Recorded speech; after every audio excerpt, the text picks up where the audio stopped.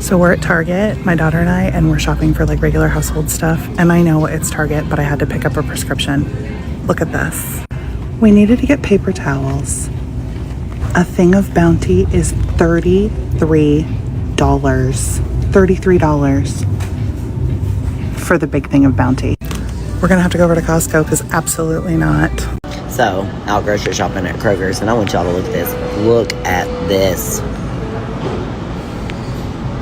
$23 for 2 pounds of lunch meat. $23. How the hell are we supposed to feed our kids on this crap? Overlook it, they're on sale. Don't be thinking I'm a chip hoarder, because I'm not. I'm getting the deal. I'm a couponer. But $23 for some ham. Well, people are really waking up to how expensive food is really getting nowadays. Not only are they seeing the difference in their wallet, in their bank account, but now they're even using apps like with Walmart. You can go in and see your past purchases and compare what you paid a year, 2 years, 3 years ago for the same cart of items as you'd be paying right now. And they're starting to freak out because the difference is dramatic. So guys, this is an absolutely crazy story about a man who had the Walmart app on his phone. And what he did is there's an option within the app to be able to go in and hit reorder all. So he had a cart order. This is way back from 2 years after the pandemic started for $126 for all of his groceries. So just out of morbid curiosity, when he went back into the app, he looked at his own orders and thought, I'm just gonna do reorder all just to see what the difference will be.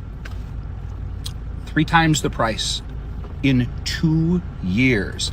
They are gaslighting us, guys. They are gaslighting us that things are so hard for companies after the pandemic. Companies are making money hand over fist.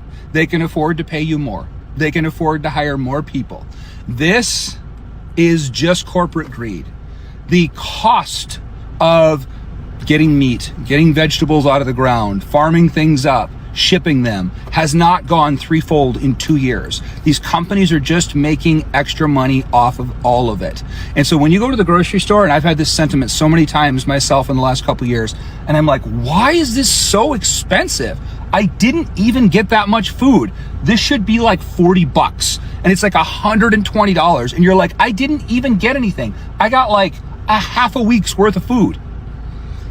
This is what's going on. This is supposed to be, by the way, Walmart is the choice for the cheapest retailer to be able to go pick stuff up. Now I found out Aldi's even cheaper. But for most people that don't have Aldi near them, Walmart is their choice, is the cheapest way to get groceries and home goods. And this is what you have to look forward to. 3 times the price for the same cart in only 2 years. It's ridiculous. Have you guys seen the same thing at the grocery store? Because I know I have, and I think it's completely out of control that people have to pay this much just to feed their families. Where is everyone doing their grocery shopping now, down in Florida? Because Publix has lost their cotton picking mind.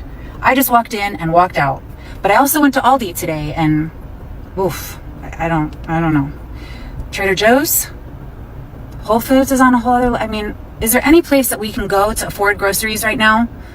This coffee right here at Costco has more than doubled in price in the last 6 months. I know firsthand because I've been buying this coffee for the last 5 years. Super, super depressing because I actually love that coffee. It's like the best dark roast they had here, and it was such a good deal for the longest time at $9.99. These same mixed nuts right here, I was buying a few months ago for $12.99. We're talking about 50 to 100% price increases on these items. So I just want everyone to see like the cost of living in America with groceries and stuff.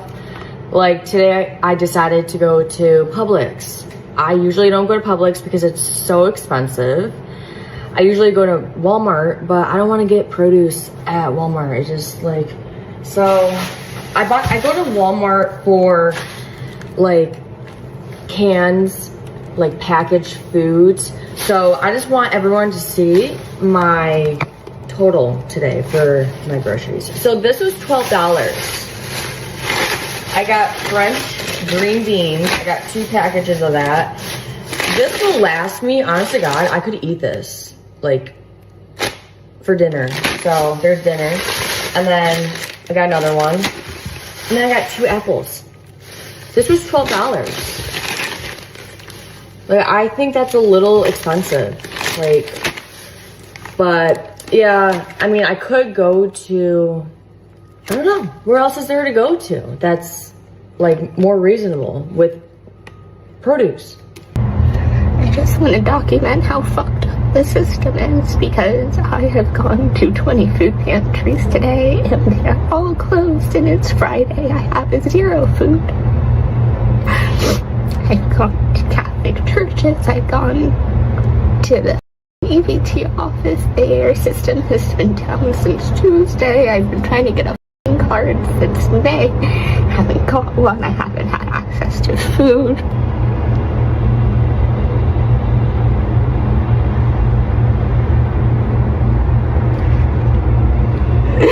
And then I came here for help. They were like, just go across the street. So I did. And I was like, your office isn't even open. Can you call them? Can you help me? Can you do something? Please.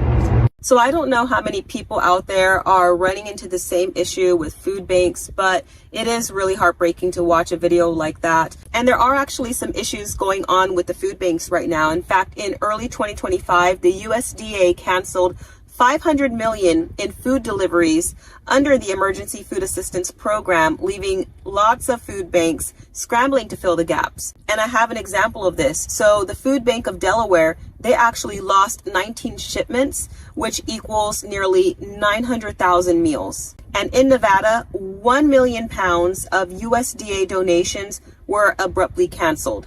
So that's affecting a lot of people there. In Houston, the food bank saw a 15% budget cut, losing 11 million annually. That is a lot of food that these food banks are not getting. And these are just a few examples that I have. And then the other issue with the food banks is that donations are down. That's not surprising with the way the economy is going right now. Typically, people are donating food when they have excess cans, or they'll spend a little bit of extra money at the grocery store and then donate to one of their favorite food banks or a charity.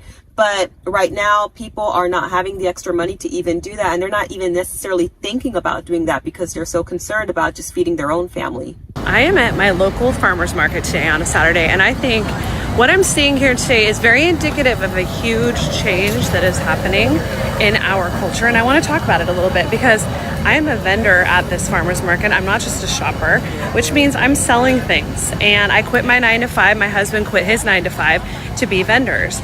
And the farmer's market is popping off. Like, it's in a mall parking lot. Nobody's shopping at the mall. The mall's going to get knocked down. It's the mall I grew up going to. It's going to get knocked down very shortly here.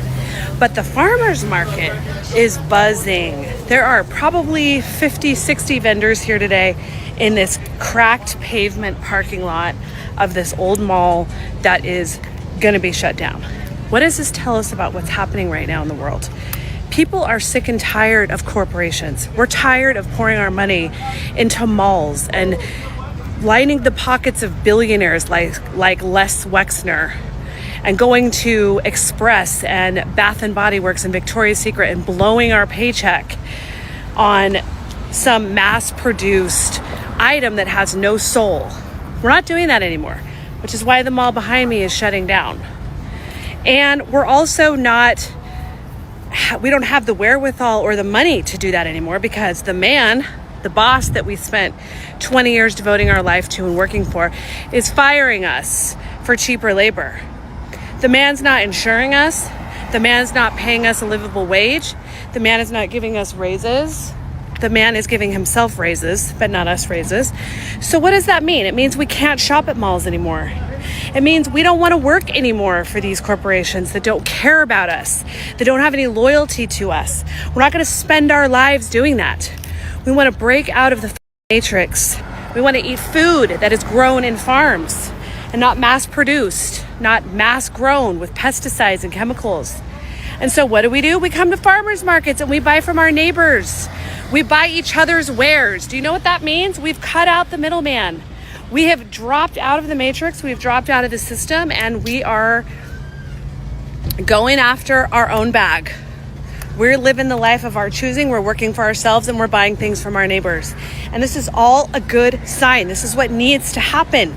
enough of us break out of the matrix and say, no, screw this. I'm not giving my time and attention and money to a system that enslaves me and exploits me. I'm actually just going to pour my time and talents into myself.